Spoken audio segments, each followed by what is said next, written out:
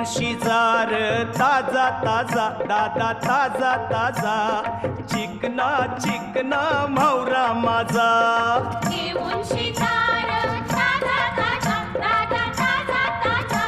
चिकना चिकना म्हावरा माझा घेऊन शिजार ताजा ताजा दादा ताजा ताजा चिकना चिकना म्हावरा माझा घेऊन शिकार ताजा ताजा दादा ताजा ताजा चिकना चिकना म्हावरा माझा